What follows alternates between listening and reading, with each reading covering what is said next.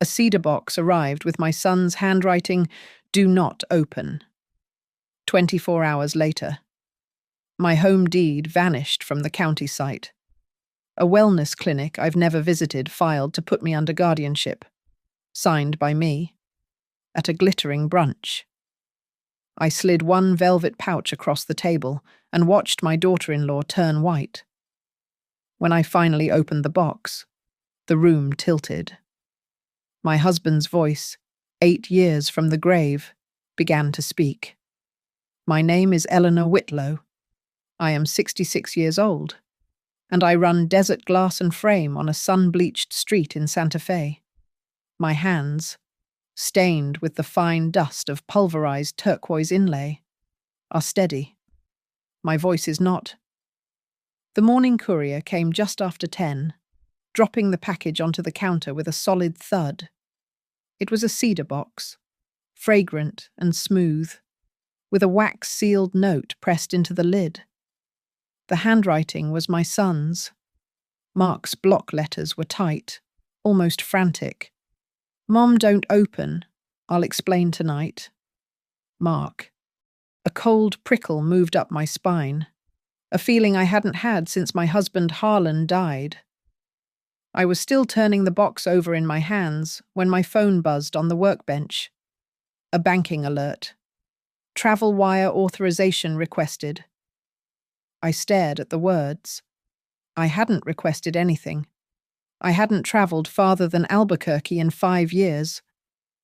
I flipped the sign on the shop door to closed, the jingle of the bell sounding too loud in the sudden quiet.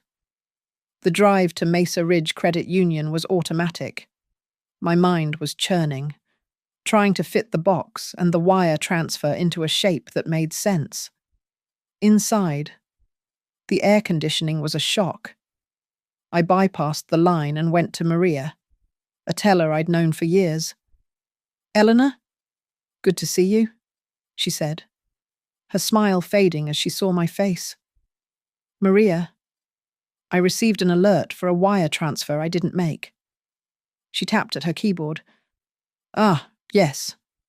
We flagged it for review, but it looks like the authorization was already on file. From your power of attorney, S. Cole." The room tilted. "I don't have a power of attorney. Maria S. Cole Sabrina? My daughter-in-law. It looks like it was filed last month," Maria said, her voice dropping to a professional whisper. "We can certainly contest it, but you'll need to—" I wasn't listening. My gaze fixed on a glossy stack of brochures by her elbow. Northwind Wellness Group. The pamphlet showed serene seniors painting watercolors, all under the headline, "Guardianship, the Loving Choice." They were sponsoring a seminar right here in the lobby next week. I walked out, the brochure clutched in my hand. I dialed Mark. The call went straight to voicemail, the manufactured cheerfulness of his recording a mockery. I left no message. I was halfway back to the shop when my phone vibrated again. A text from Mark. "I'm coming at 6. Please don't open the box. Cameras everywhere." Cameras. What cameras? Before I could reply, a second alert chimed. This one was an email notification from the Santa Fe County Recorder's Office. Subject notice of pending transfer. My blood turned to ice. I pulled over, my hands shaking so hard I could barely tap the screen. A pending quitclaim deed. My adobe home on Old Arroyo Road, the one Harlan and I built with our own hands, was being transferred to an entity called Sterling Ridge Capital, LLC. I drove not to my home, but back to the shop. I locked the door behind me. I went to the computer, my movements precise, and printed everything. The wire alert, the county recorder's pending file, the Northwind brochure. I placed them in a manila folder, locked the folder in the shop safe, and only then drove home. The house felt wrong. Empty. I walked into the kitchen, the silence ringing in my ears. I filled the copper kettle and set it on the stove, the click of the gas burner sounding like a gunshot. The kitchen, usually my sanctuary, suddenly felt like a courtroom where I was the one on trial. I was staring at the cedar box, now sitting on my kitchen table like an accusation. When the doorbell rang, I opened it. Sabrina stood on the porch, immaculate in a cream linen suit, not a strand of her blonde hair out of place. Behind her stood her mother, Melissa Cole, and her brother, Evan. Their smiles were identical wide, bright, and reaching nowhere near their eyes. "Eleanor," Sabrina said, her voice a cool, smooth stone. She didn't move to hug me. She didn't ask to come in. "We're staging your downsizing weekend. A car from Clay and Morrow LLP will pick you up at 9 a.m. Behind me, in the sudden, echoing silence of the kitchen, the kettle began to scream. My husband Harlan has been gone for 8 years. He was a surveyor, a man who believed in maps and measurements. He loved the solid truth of a property line, the unarguable fact of a recorded deed. He recorded everything. Audio logs of his business calls, duplicates of every document, copies of letters he sent. He was meticulous, almost pathologically so.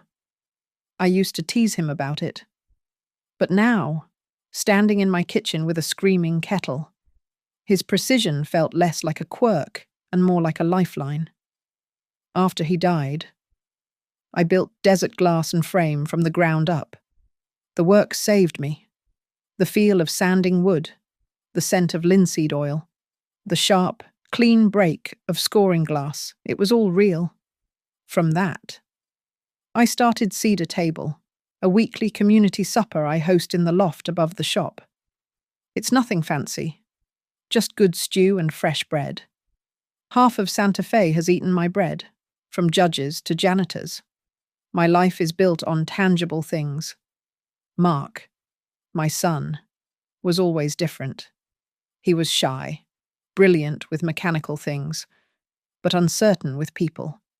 He could rebuild a vintage engine by feel, but fumbled simple social graces. Then Sabrina Cole entered his life. She didn't just walk, she made an entrance. She was all certainty, a life curated down to the last Instagram filter. She dazzled him. He mistook her rigid control for strength.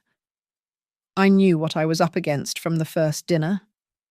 Melissa, Sabrina's mother, looked around my home, her eyes cataloguing the worn books and handmade pottery. She'd turned to me, wineglass in hand, and asked, "At the club? We're never sure. Do you prefer Mrs. Whitlow or housekeeper?" It wasn't a question. It was a placement. That was the moment I learned the rules of their caste. When Harlan died, a small mineral royalty trickle from an old New Mexico claim started to pay out. It wasn't much, but it was steady.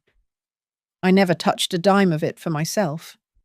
It all went into a separate account, funding scholarships for the kids who washed dishes at Cedar Table, helping them with college tuition or trade school. It was Harlan's legacy, quiet and useful. My own rules are quieter than Melissa's, but they are just as firm. Never sign anything in a hurry. Never let anyone else speak for you. And always, always make copies. Sabrina's family lived by different rules. Their law was built on brunch at the Turquoise Club, on photographs angled to catch the right light and the right logos. Deals were made over cocktails, not coffee. Everything, every move, every relationship was about positioning. My son got lost in that. Mark stopped visiting the shop. Our Sunday phone calls became brief texts. The texts grew shorter, while the apologies for his absence grew longer. The last time I saw him, truly saw him was 11 months ago. He'd come by the shop, alone, for his birthday. The hug was quick, nervous. He smelled of Sabrina's expensive perfume. This wasn't a sudden attack. It was the end of a long siege. I remembered it clearly now. About a year back, a man in a navy suit had shown up at the shop. He'd had a clipboard and a portfolio, talking about a free capacity evaluation for local business owners. He asked invasive questions about my memory, my finances, my plans for the future. I laughed him right out the door. My capacity, I told him, is to show you the exit. But I am Harlan's widow. I wrote the date, the time, and his business name in my shop ledger. I walked back to the counter, picking up the Northwind Wellness Group brochure I'd grabbed from the bank. The cardstock felt familiar. Thick, glossy, expensive. It matched the business card the man in the navy suit had left behind. This had been in motion for a very long time. I poured the boiling water over the grounds in the French press, the smell of dark roast filling the air. I didn't invite them in, but they entered anyway, as if my silence was consent. We've confirmed your estate planning review for tomorrow morning. Eleanor, Sabrina said, stopping in the middle of my living room. She ran a critical eye over Harlan's favourite leather armchair, 9M, with Clay and Morrow. A car will bring you directly to your Northwind screening afterward. I have other plans, I said, my voice quiet. I didn't look at them. I focused on the slow press of the coffee. Melissa unfolded a brightly coloured, laminated packet. We know this is a lot to take in, dear, she said, her voice dripping with artificial sympathy. That's why we've prepared these safety checklists. It's so easy for things to slip at a certain age. While she spoke, Evan, the brother, drifted. He wasn't looking at me. He was looking at my things. He paused at the silver inlaid candlesticks Harlan had bought in Gallup. He ran a finger along the edge of the fireplace mantel. He wasn't visiting. He was taking inventory. He was measuring the room like it was already a showroom for sale. Thank you. Melissa, I said.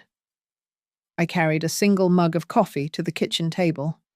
Then I went back to the counter, picked up the manila folder I'd brought from the shop, and placed it on the table with a soft thud, right next to the cedar box. But I have my own checklists. I laid the documents out, one by one, like a hand of cards. The bank alert for a wire transfer I never made. The printout from the county recorder's office, showing the pending quitclaim of my home. The name, Sterling Ridge Capital LLC, stark in black ink. The air in the room thinned. Evan stopped prowling. Melissa's smile froze. Sabrina, to her credit, pivoted instantly. Her expression shifted from cool management to practiced concern. Oh, Eleanor, you must have clicked on a phishing email. These scammers are getting so sophisticated. That's exactly why we're here. We are here to protect you from this. Protect me, I repeated. It wasn't a question. Yes. This proves you need help managing things. Clay and Morrow will sort this out. I appreciate the offer, I said, my eyes meeting hers. But I've already begun sorting it out myself. I started about a year ago, actually, right after that helpful man from Northwind, or at least the man with their cardstock came by to evaluate my capacity. I let the words hang in the air. The good news is, I found him very informative. So informative, in fact, that I recorded our entire conversation, without him asking. Melissa blinked, her mask of civility cracking. You recorded him? That's illegal. I smiled. It was a thin, tight smile, not the kind I used at Cedar Table. Actually, Melissa. It's not. In New Mexico. We have one-party consent, and I tapped my chest lightly. Was the one. A different kind of silence fell. Under the table. I saw Sabrina's thumb moving rapidly over her phone screen. A second later, a notification lit up the face of Evan's oversized smartwatch. He glanced at it, his face paling, and fumbled to cancel the message. But not before I read the glowing words. Abort county filing, so they could stop it as easily as they'd started it. The front door opened, and Mark rushed in. He looked terrible. His face was pale and slick with a sweat that had nothing to do with the Santa Fe heat. He was clutching the cedar box, the one already on my table. No, this was a duplicate. Or perhaps I was mistaken in the chaos. No. He was holding the actual cedar box, the one from the courier. The one on my table was just a wooden tea tin I'd grabbed. My mind was catching up. He held the real box like it was a bomb. "Mom," he said, his voice raw. He didn't look at Sabrina. He only looked at me, his eyes pleading. "I told you. Not yet. Please. Not yet." I caught it. Clear as a bell. He didn't say, "Don't open it, period." He said, "Not yet. Timing." Harlan had always said timing was the weapon you could sharpen in plain sight. I pushed the French press toward the center of the table. "Well, you're all here. The least you can do is have some coffee." "We're not staying for coffee," Sabrina said, her voice like ice. "Oh, I'll have a cup," Melissa chirped, recovering first. She sat down, pulling the cup I had poured toward her. She set it firmly on the table, right in front of the small, unassuming digital clock on the mantelpiece, the one Harlan had modified with a tiny, blinking red light. Mark set the cedar box on the kitchen table, a solid, fragrant weight between us. It sat next to my printouts from the bank and the county. My kitchen, once a place of comfort, now felt like a staging ground. "Mark," I said, my voice deliberately calm. "Help me in the pantry. I need the good coffee." Sabrina started to rise. "I can get it." "Eleanor." "No," I said, meeting her gaze. "I need Mark." I turned and walked into the deep pantry, not waiting to see if he followed. He did. The door swung shut behind us, muffling the tense silence of the kitchen, immersing us in the scent of dried chilies and coffee beans. He didn't wait for me to ask. The words spilled out of him in a desperate, ragged whisper. "Mum, you cannot go with them tomorrow. Northwind isn't a wellness clinic. It's a front. It's for capacity fishing." I knew the term. A predator's term. "They work with Clay and Morrow," he rushed on, his hands clenching and unclenching. "They funnel elders into protective trusts. And then the law firm controls everything. They liquidate assets. They sell the houses. By the time the family realizes, it's too late." "The box," I said, keeping my voice low. "Tell me about the box." "I found it in our garage, weeks ago. It was wedged behind Sabrina's holiday bins." He choked on the words. "It's Harlan's handwriting, addressed to you. She found it last week. Mom. She saw it. And instead of giving it to you, she sealed it with that wax. She hid it again." The pieces slammed into place, cold and sharp. "She scheduled the blitz for tomorrow," he said. "The 9 meeting, the downsizing, all of it. She was trying to get you moved, get you declared incompetent by their doctor, before you could ever open it." "So you took it," I whispered. "This morning." I pulled it out of the hiding place. She saw me. She panicked. Mom. She went ballistic. I just grabbed it and ran. I scrawled that note on the courier envelope to stick on it, just to buy us hours, to stop you from opening it until I could get here and explain. What does she think is in it? I don't know, Mark said, his eyes wild with fear and something else, a deep, old shame. But Harlan recorded everything. Everything? I suspect it's his backups. Deeds, audio logs, maybe safety deposit keys, the things he always kept copies of. He fumbled for his phone, his thumb slipping on the screen. He pulled up a photo. It was dark, grainy, taken in what looked like a hotel ballroom. But the woman at the podium, beaming under a spotlight, was unmistakably Melissa. And the logo on the podium behind her, in sharp, clear letters, read Northwind Wellness Group. A conference badge was visible on her lapel donor gala. She's not an innocent mother, I said, the words tasting like ash. She's a part of it, he confirmed. We stepped back into the kitchen. The air was thick and poisonous. Sabrina, Melissa, and Evan were sitting in a tight, silent triangle. They looked up, their faces masks of strained patience. Melissa was sipping her coffee, her little finger extended. My gaze drifted past her, to the mantel clock. The small, integrated digital display was off, but I knew what Harlan had built into it. A tiny red dot, nearly invisible in the carved wood, blinked once. Recording. I sat down, placing my hands in my lap, under the lip of the table. My phone was in my right hand. My movements were invisible. My thumb found the screen. My first text was to Rosa Delgado. Rosa is a notary public, a pillar of the community, and she has eaten my bread at Cedar Table every week for a decade. Emergency tonight. Bring seal. My house.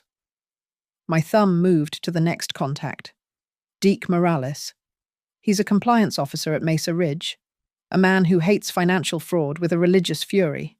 Freeze any POA from S, Cole or Sterling Ridge, code red. At my house now. I hit send on the second text and placed the phone screen down on my lap. The silence in the room stretched, tightening. Well, Melissa said, setting her cup down with a delicate click.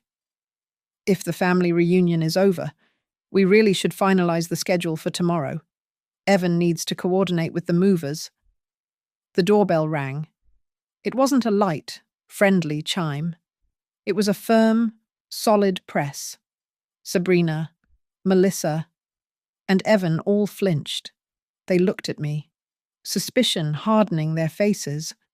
Are you expecting someone? Eleanor? Sabrina asked, her voice losing its silky edge. As a matter of fact, I said, rising slowly from my chair. I am.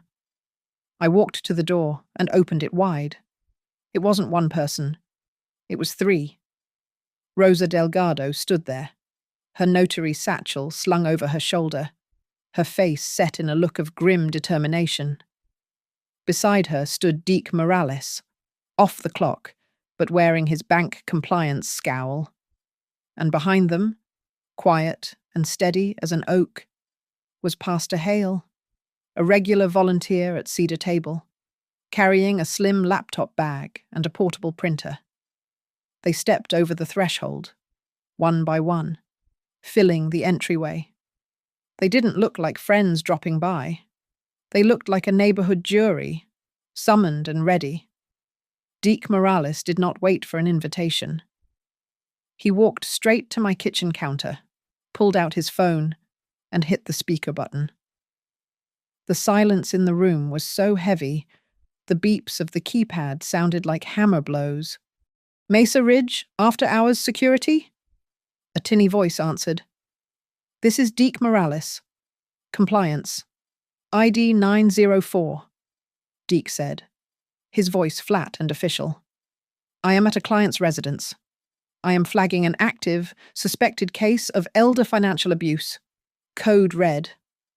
I need to speak to a fraud supervisor. Now.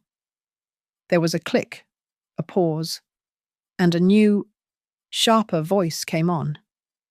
This is Supervisor Kent. What have you got? Deke, I am with our client, Eleanor Whitlow. I have visual confirmation of a fraudulent power of attorney filed by an S. Cole. That's Sierra. Cole used to attempt a wire transfer today. I need an immediate freeze on all outgoing wires from all of Mrs. Whitlow's accounts. I also need that POA instrument flagged as fraudulent and all associated signing authority revoked, pending a full branch investigation Monday morning. Sabrina made an involuntary sound, a sharp intake of breath. Consider it done, Kent replied. I am logging an official suspicious activity report as of this moment, citing POA fraud and elder abuse. Thank you, Deke said, and ended the call. He looked at Melissa, who was staring, aghast. The first lock is on. While Deke had been on the phone, Pastor Hale had quietly opened his laptop bag on the kitchen island. He set up a small, portable printer and plugged it into the wall socket by the toaster. He and Rosa began to work, their movements economical and practiced. It was clear, to my horror and my relief, that they had done this before for other seniors. Eleanor, Rosa said, opening her thick notary satchel. I need your driver's license, please. I retrieved it from my purse. She took it, then turned to the frozen trio by the table. I will also need to see identification from everyone in this room, she said, her voice clear and carrying. S. Cole, Melissa Cole, and Evan Cole. This is an outrage, Melissa snapped, finding her voice. It's the law, ma'am, Rosa said, her tone professional but unyielding. I am a notary public for the state of New Mexico, here to witness and record. I need to log the names of all present parties in my journal. Your IDs, please. One by one, like criminals in a lineup. They slowly, reluctantly, produced their driver's licenses. Rosa inspected each one, carefully writing the names and numbers in her ledger. Eleanor, Pastor Hale said softly, turning his laptop screen to me. We have two documents. The first is an immediate revocation of any and all prior powers of attorney. This will legally nullify the document Sabrina Cole filed. He clicked. The second is a new, durable power of attorney and advance directive. It names no corporate agent. Who would you like as your agent myself? I said, my voice stronger than I thought possible. And Deke Morales as my successor. If he is willing. I am, Deke said from the counter. It's done, Pastor Hale said. He hit print. The small machine whirred, spitting out the documents. I signed my name, my hand rock steady. Rosa checked the signature against my ID, then brought her embosser down with a heavy, satisfying thunk. Melissa let out a laugh, a high, brittle sound. What is this kitchen theatrics, a fake court? Do you honestly think this little performance changes anything? Deke Morales looked up from his phone. Actually, Mrs. Cole, it changes everything. State and federal regulators. They love kitchen theatrics, especially when they are documented, timed, and notarized by a bank's compliance officer who is logging a federal report. This performance just became Exhibit A. Melissa's smile vanished. Evan, who had been vibrating with silent rage, shot to his feet. I'm done. I'm not staying for this. This is insane. He started for the door. "I'm afraid you can't leave just yet," Rosa said, moving to intercept him. She was half his size, but radiated absolute authority. She held up one of the newly printed, notarized revocations. "Not until you have acknowledged service of these documents. As a party present during the commission of the fraud, your signature is required." She gave him a smile of pure, professional sweetness. Evan stopped, trapped. Sabrina had been watching this, her mind clearly racing, recalculating. She ignored Rosa and Evan. She turned her head and leaned in toward Mark, her voice a low, venomous hiss. "Did you take the box from the garage? Did you—" Her back was to the mantel. She had forgotten all about the clock. I saw it. The tiny red dot, hidden in the digital display. Blinked once. Recording. It was time. I walked to the table and placed my hands on the cedar box. I slid it to the exact center of the table, where the light from the overhead fixture hit it. "This," I said. The room went silent. "This is the issue." Sabrina's eyes were locked on it. "We are not opening it now," I said. I looked at the clock on the wall. It was 7:34 E. "I will open this box," I announced, my voice filling the kitchen, "at exactly 9 p. Tonight? With witnesses." I nodded toward Rosa, Deke, and the pastor. "And with all of you." I stared hard at Sabrina, Melissa, and Evan. No one is leaving this house. The room reshaped itself around that deadline. The power had shifted from their ambush to my timeline. Sabrina. I knew. Despised schedules she did not control. I, on the other hand, adore them. They are the frame that gives the picture its strength. Mark, who had been standing beside me, holding his breath, let it out in a long, ragged exhale. The terror that had hollowed him out was replaced by a new, fragile resolve. We had bought time. He reached out and squeezed my shoulder. It was the first time he had touched me in solidarity, as my son, in what felt like a lifetime. The clock on the kitchen wall was the only sound, each second landing like a gavel. The standoff held 8:15, 8:40. My jury, Rosa, Deke, and Pastor Hale sat with the quiet patience of people who knew they were right. Melissa's leg vibrated under the table, a frantic, silent drumbeat. Evan kept looking at the door. Sabrina, however, was visibly recalculating. Her mask of concern had been replaced by the sharp, appraising look of a negotiator who had just lost the advantage. "This is absurd," she finally snapped, her voice brittle. "You are holding us hostage. You came to my home at dusk, unannounced, to tell me you were seizing my assets and my person at 9 tomorrow," I said.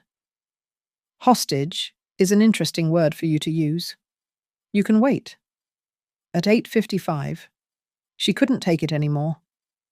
She stood up. "Fine. I am not cancelling the brunch at the Turquoise Club. It would be humiliating. The partners from Clay and Morrow are expecting us, and we will sort this out. Professionally." "I agree," I said. The polished floors and high ceilings of the club would be the perfect stage, her territory, her rules. She would feel confident there. That was good. "So open the box," she demanded, jabbing a finger at it. "No." The clock on the wall clicked over to 9 p. The deadline I had set passed into silence. Melissa looked confused. Sabrina's face, which she worked so hard to keep smooth, tightened into a mask of pure fury.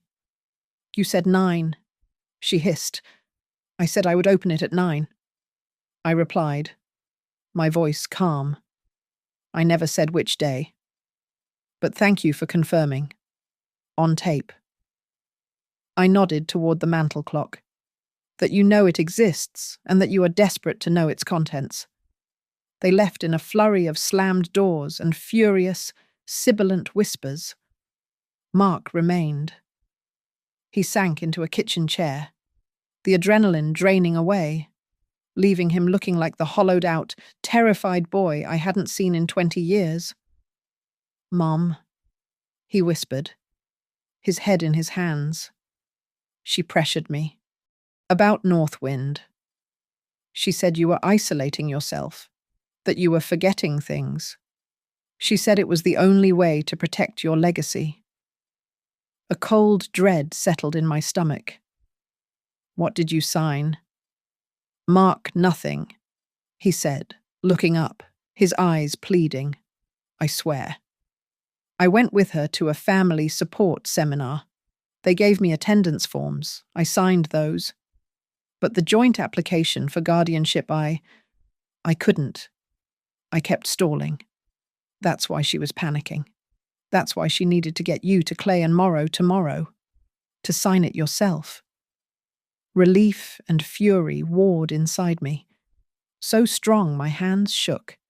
Relief that my son hadn't taken the final, irrevocable step. Fury that he had walked right up to the edge. After he left, exhausted and afraid, the real work began. My kitchen transformed into a war room. Pastor Hale set his portable printer back up. Rosa took out her laptop. Deke paced, dictating. "We need a statement of facts," he said. I sat down and I wrote. I wrote about the man in the navy suit a year ago. I wrote about the phone alerts, the teller's words, the POA I never signed, the pending quitclaim deed. Rosa edited, sharpening my emotional recollections into precise, factual statements. Deke added the legal citations, quoting the exact state statutes for elder financial abuse and POA fraud. At midnight, Pastor Hale printed 3 packets, in triplicate. I opened my own laptop. My first email was to the Santa Fe County Recorder's public inbox. Subject, Fraud Alert, to whom it may concern. Please place an immediate fraud alert on any and all instruments affecting my parcel number. Old Arroyo Road. I am the sole owner. Eleanor Whitlow. I have not authorized any transfer. I am the victim of a fraudulent filing, and I will be presenting notarized proof of identity in person tomorrow. My second email was to Asher Clay, the senior partner at Clay and Morrow LLP. I hit reply on his secretary's confirmation. Dear Mr. Clay, thank you for your invitation. I look forward to our meeting tomorrow at the Turquoise Club. I will be bringing my counsel. Deke snorted. I'm not counsel. Eleanor? No, I said. Clicking send. You're not, but bank compliance officer carries a different, heavier kind of weight. They'll find that out in the morning. My team left just before 2 a.m., leaving the packets on my table. Before I went to bed, I walked to my jewelry box. I bypassed the pearls. I took out a small, dark blue velvet pouch, the kind a ring might come in. I slid something heavy, metallic, and rectangular into it, pulling the drawstrings tight. I dropped it into my handbag for the morning. The cedar box was still on the table, a silent promise. I ran my fingers along the lid, the smooth, raised grain of the wood feeling like a map under my skin, a topography of Harlan's mind. I remembered his voice, clear as if he were in the room, teasing me years ago as he tinkered with one of his old microcassette recorders.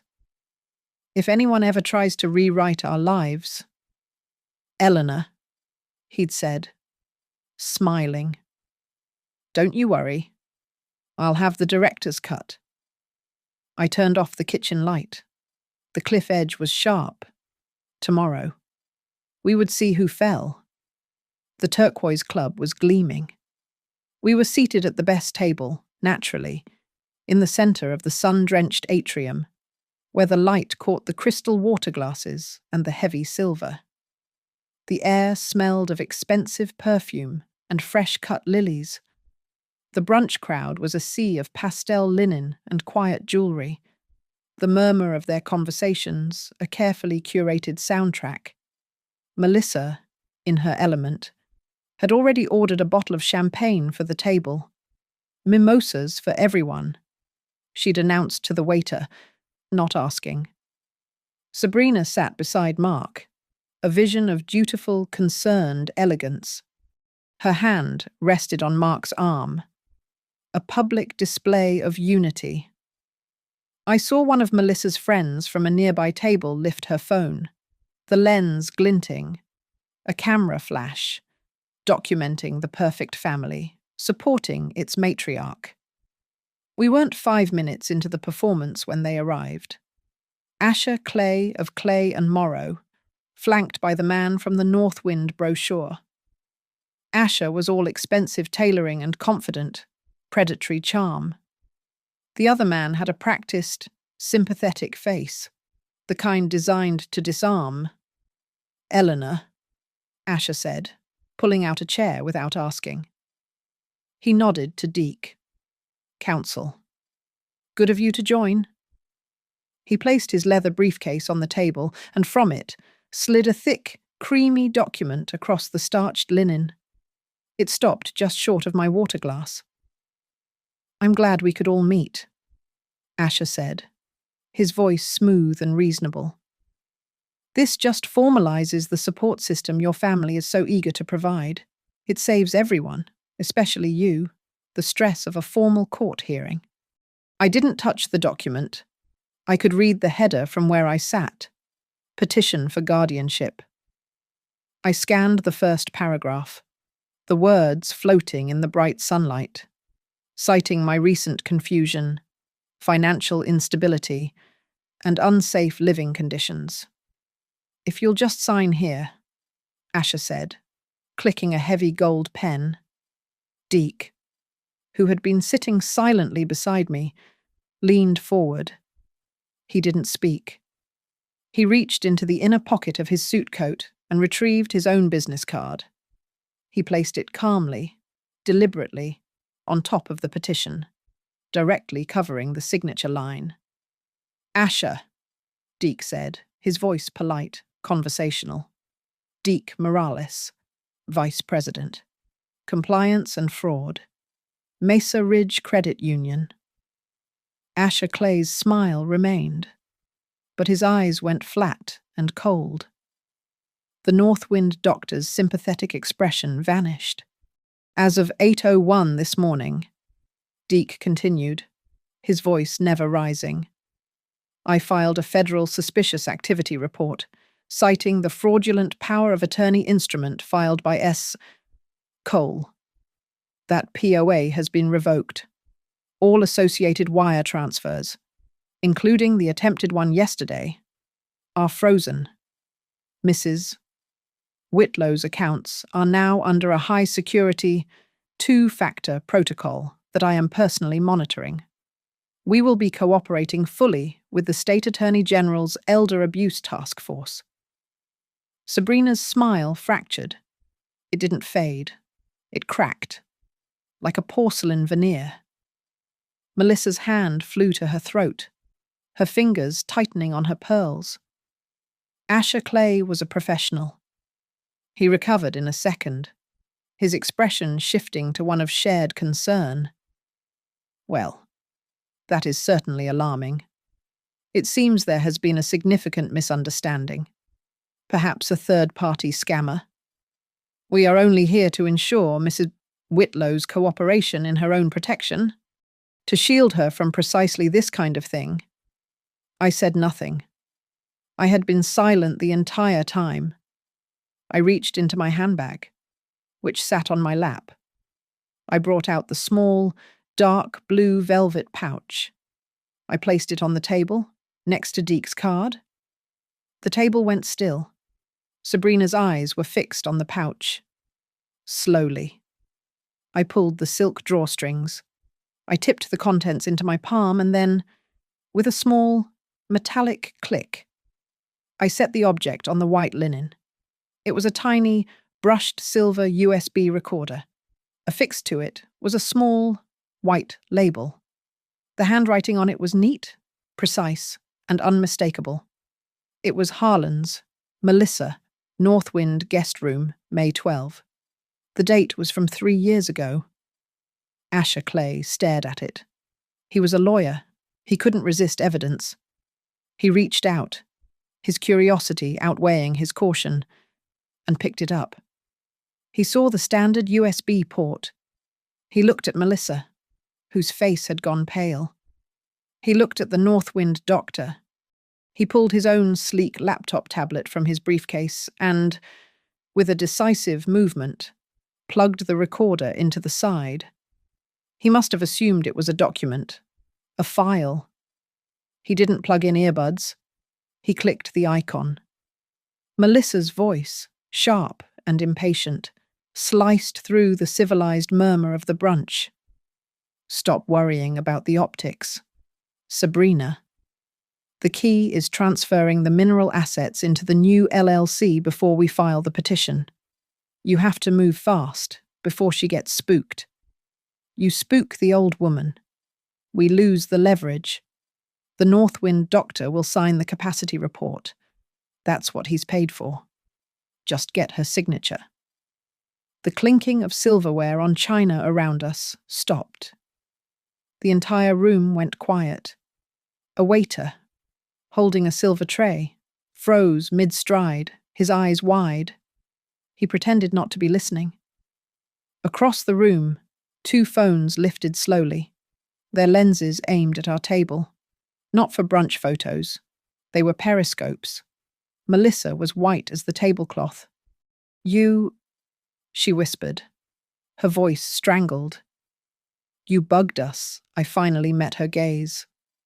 No. Melissa. My late husband did.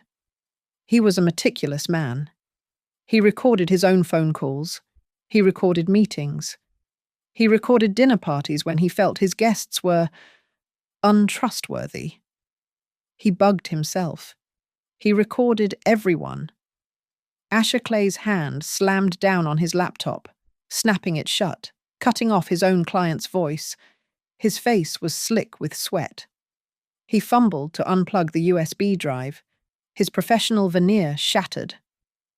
This meeting is over, he stammered, shoving the petition, Deke's card, and his laptop back into his briefcase.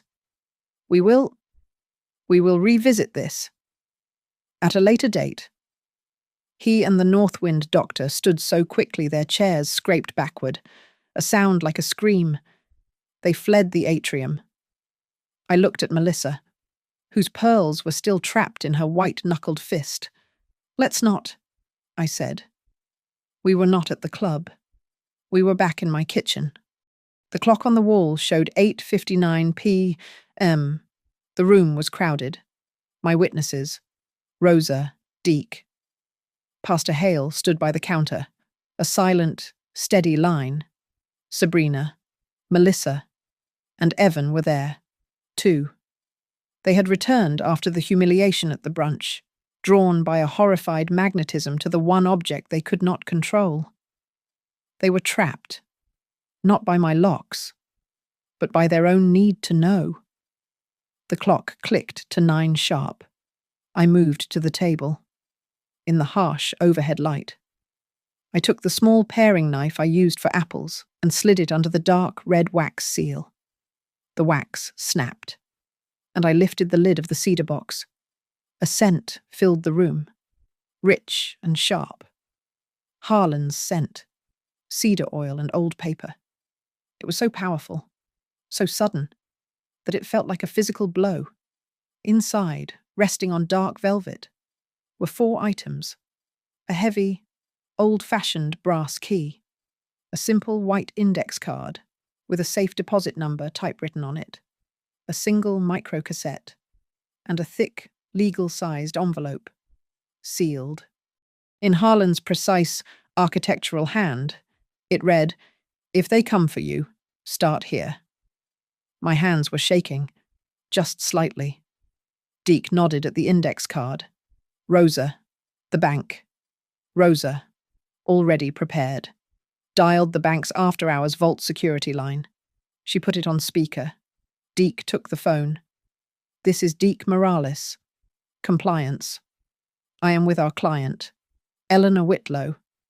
I need to confirm the status of safe deposit box 477C, and I am invoking emergency access protocol." A sterile voice on the other end paused.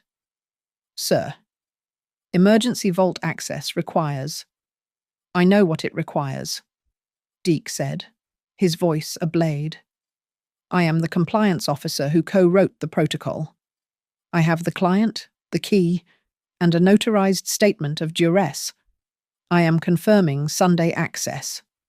Is the box active?" A clacking of keys. "Yes, sir. Box 477C is active, registered to the Harlan and Eleanor Whitlow Trust. The Sunday access protocol is available." "Thank you," Deke said, and hung up. Pastor Hale, seeing my hand tremble, quietly went to the counter and began setting out fresh coffee cups. He moved with a practiced calm, preparing a sacrament for the long night ahead. I picked up the legal envelope. My fingers fumbled with the flap. I tore it open. Inside were several pages, thick and heavy. The top page was a letter. "My dearest Eleanor," it began. I read it aloud. Harlan's voice, on the page, filled the room. He explained that upon his death, a notarized directive was to transfer his old mineral royalties into a newly formed entity, the Whitlow Mineral Trust. It was a transfer that, he wrote, was designed to bypass probate, and thus bypass any review from Sabrina or her family. My eyes scanned down the page. I lifted the microcassette from the box, its small plastic case cool against my palm. "Pastor," I asked, my voice thick. He was ready. He'd brought a dusty, portable cassette player from the church, lost and found.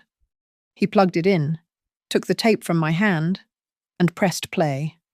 A hiss, a click, and then Harlan, his voice, 8 years from the grave, filled my kitchen. It wasn't a recording of a conversation. It was a dictation. It was Harlan, the surveyor, reading his findings into the record. "Lease ID 44-9, royalty decimal 0.015. I have structured the trust specifically to shield these assets."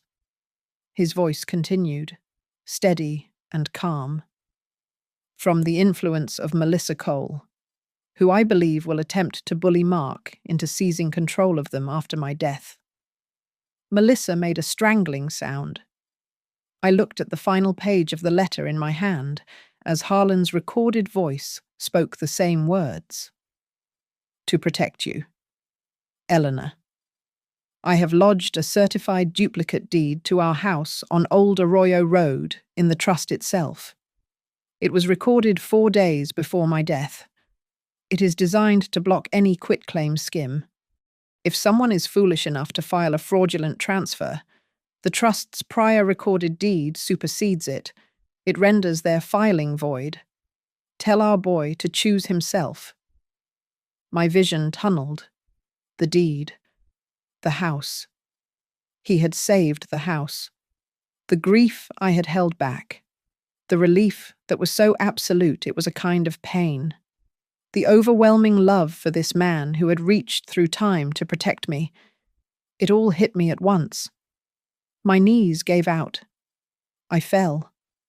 The legal papers scattering from my lap. The cold kitchen tile hit my knees. I fell to my knees.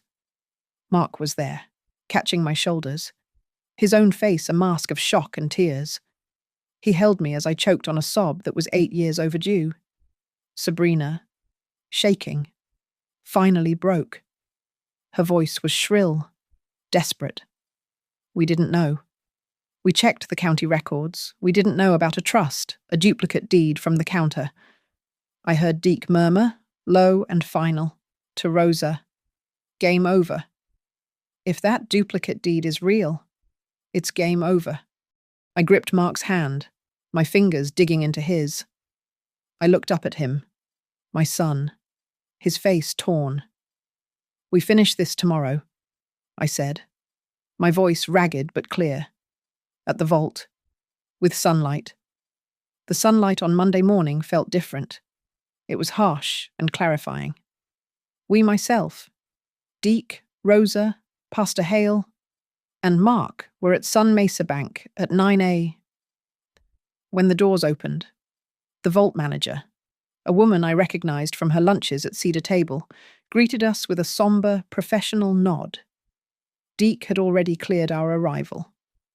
I presented the heavy brass key. She took it, disappeared behind the massive, circular steel door, and returned a minute later, pushing a long, thin, metal box, filmed with a fine layer of dust. Harlan hadn't been in here for at least 8 years. She laid it on a private viewing table in a small, sterile room. "I have logged the access, Mrs. Whitlow," she said. "The chain of custody is noted." I lifted the lid. There was no sentiment, only hardware. First, the deed. It was exactly as Harlan's letter had described a certified duplicate deed to the old Arroyo house, recorded directly to the Whitlow Mineral Trust. The purple ink timestamp from the county was clear, dated 4 days before Harlan's death. It was notarized, valid, and, most importantly, prior. But there was more. Beneath the deed, resting on the metal bottom, were 3 plastic SD card cases. Each was labeled in Harlan's tiny, precise, blocky print. Label 1, Hotel Perla Club Lounge, Jan 14. Label 2, Melissa Cole Holiday Party Living Room, Deck 20. Label 3, The Turquoise Club, Men's Grill, Feb 2, Harlan's director's cut. He had recorded their world. We didn't linger. Deke took the certified deed. Pastor Hale took the SD cards, sliding them into his laptop bag. "I'll make encrypted backups to the cloud and several USBs," he murmured. We drove straight to the Santa Fe County Recorder's office. The building was noisy, all tile floors and echoing voices, the smell of old paper and toner. Rosa, Deke, and I went to the main counter, while Pastor Hale and Mark found a bench. Deke laid the certified deed, Harlan's deed, on the counter. "We are here to file this deed for priority against a fraudulent quitclaim filed last week, parcel number 729-4. While Deke handled the clerk, Rosa pulled a stack of affidavits from her satchel, our notarized statements of fact from the other night. She began stamping my signature on each one, the heavy thunk of her seal a percussive rhythm against the Formica counter. The clerk, a young man who looked unimpressed by everything, examined Harlan's deed. He scanned the purple timestamp from 8 years ago. He turned to his computer, typed for a moment, and then looked at the printout of the fraudulent quitclaim from Sterling Ridge Capital. He took a heavy rubber stamp, inked it, and slammed it down hard on our filing receipt. "Priority notice," he said, his voice bored. The trust's deed was recorded 8 years ago. Any later-in-time filing against that parcel, like this quitclaim from Sterling Ridge Capital, is void against the trust's earlier record. It's null. Doesn't exist. Next. It was that simple. 8 years of planning, 1 night of terror, ended by a bored clerk with a rubber stamp. As we were gathering our copies, a new group bustled in, their voices sharp. Asher Clay, his face pale and furious, followed by the North Wind doctor. Asher saw us. He saw Deke holding the newly stamped recorded deed.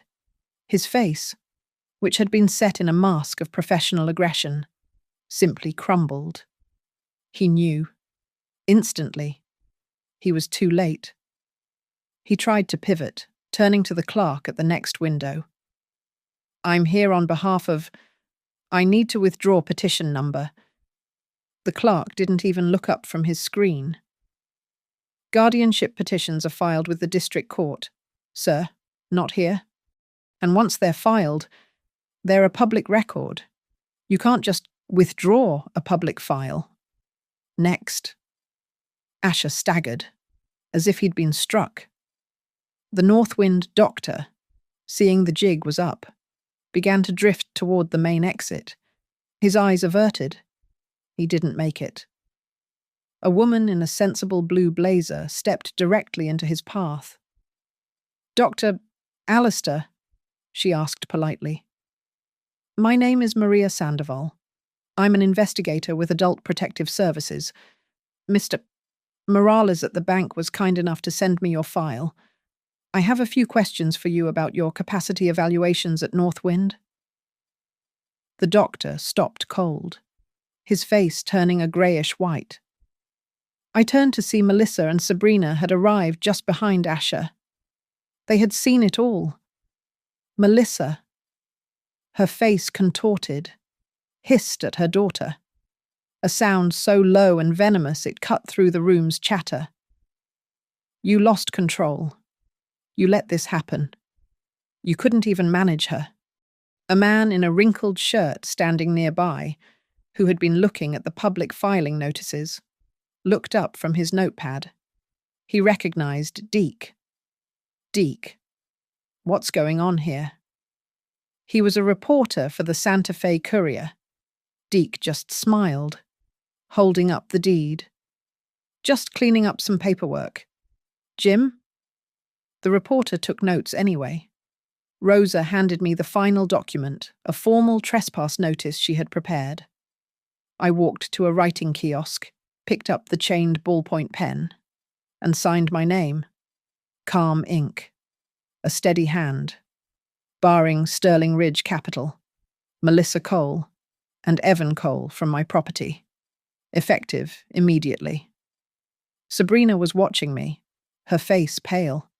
The tears I'd seen last night gone, replaced by a hollow, brittle emptiness. Melissa was still hissing at her, blaming her. Mark, who had been silent, stepped between them. He didn't yell. He didn't posture. He just stood, a solid wall, blocking his mother-in-law's path to his wife. His voice was new. It was quiet, deep, and utterly final. Enough. We didn't go home. We went back to the Turquoise Club. It was the height of the Sunday luncheon. The ballroom was full, sunlight streaming through the tall, arched windows, glinting off 100 champagne flutes. The murmur of polite society was back. I walked in first, behind me, a solid, steady line. Rosa, Deke, Pastor Hale, and my son, Mark. We didn't look like we were there for brunch. We walked past the host stand, directly toward the center of the room. Melissa and Sabrina were already there, seated at a small table near the wall, trying to look invisible. Asher Clay was with them, his face a grim mask, leaning in, hissing instructions. I walked to the small lectern where the club president made his announcements. The ballroom manager, a man named Carlos, started to intercept me. "Mrs. Whitlow," he began, his voice low and concerned. "This is a private luncheon." "Carlos," I said, meeting his eyes. "I need 2 minutes. And a microphone." "Absolutely not!" Melissa shrieked from her table, jumping to her feet. "Security." "It's all right, Carlos," I said, my voice calm. "Half your kitchen staff eats at Cedar Table on Tuesday nights. You know me?" He looked at me. He looked at Melissa, who was vibrating with rage. He made his choice. He nodded once and tapped the small microphone on the lectern.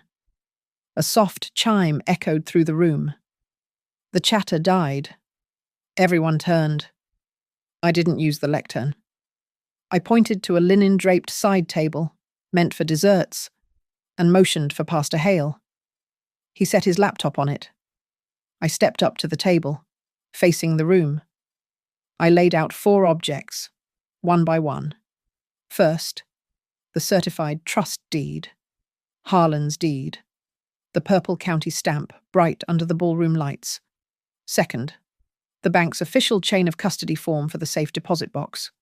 Third, the 3 small labelled SD cards. And last, Harlan's letter. I spoke into the microphone. My voice was steady. It carried. "Good afternoon," I said. "My name is Eleanor Whitlow. Someone at this brunch attempted to move my house and my money into their control without my consent. They filed fraudulent documents. They tried to have me declared incompetent." A wave of shocked murmurs rippled through the room. My late husband, Harlan, anticipated this. He protected me. I nodded to Rosa. She clicked a key on the laptop. The club's large projection screen, usually reserved for charity auction graphics, flickered to life. It was a slideshow, but the slides were audio files. First, Melissa's voice, crisp and clear from Harlan's recording, scripting the guardianship playbook. "We just need the signature page." Next, Asher Clay's voice, joking, from a club lounge. "A simple case of capacity shopping. The family is very cooperative." Finally, the Northwind doctor. "She'll be confused by the language. We just need the signature page." The murmurs stopped. The silence was absolute. Phones, hundreds of them, rose up, their red recording lights like angry eyes.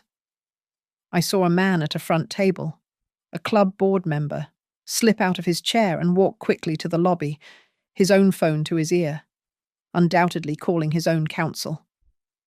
Melissa lunged. She bolted from her table, her face a mask of rage, her hands clawed, aiming for the laptop. "How dare you!" Mark stepped in front of her. He didn't touch her. He just stood there, a solid, immovable object. The timid boy was gone. A man stood in his place. He looked at me, his voice quiet but clear. "Mom, may I?" I nodded. Mark turned and faced his wife and his mother-in-law. His voice was not the one they knew. It was new. "I asked her not to open the box," he said, his voice ringing with a terrible, new authority. "I asked her not to open it because I knew you would burn the house down to stop her. I knew what you were. I'm done protecting your reputation. I am protecting my mother." Deke stepped forward, his voice cutting through the stunned silence, calm and procedural. "As of 10:04 this morning, fraud reports have been filed with the state and the SEC. All recordings have been preserved. The deed priority of the Whitlow Mineral Trust has been established by the county. The fraudulent quitclaim is void." As if summoned by his words, the APS investigator, Maria Sandoval, entered at the back of the ballroom. She just stood there, watching. Asher Clay, who had been frozen by his table, saw her. He staggered, clutching his chest. Sabrina broke. It wasn't strategic. It was a complete, shattering collapse. The tears were real, scalding, ugly. She looked past her mother, past Mark. She looked at me. "I can't do this. Mom," she whispered, her voice ragged. "I'm sorry. For all of it. I'm so sorry." I heard her. The entire room heard her. But I did not step in. I did not move to rescue her. I simply lifted Harlan's letter from the table. I tapped the final, decisive line with my finger, and I read it, my voice clear and final, into the microphone, to my son, and to the entire room. Tell our boy to choose himself. I placed the letter down, a final period on the sentence. I placed it beside the deed. I gathered my people. Rosa, Deke, Pastor Hale, Mark. I turned my back on the table of glowing evidence. I turned my back on the wreckage of their lives. We walked, together, out of the ballroom, leaving the evidence and the consequences shining under the expensive lights. The heavy doors swung shut behind us. The reversal was complete. Thank you so much for listening to my story. Please comment below and let me know where you're listening from. I'd love to connect and share our thoughts. Remember to subscribe to Grandma's Family Diary, like this video, and give us your support by hitting the hype button so this story can be heard by more people.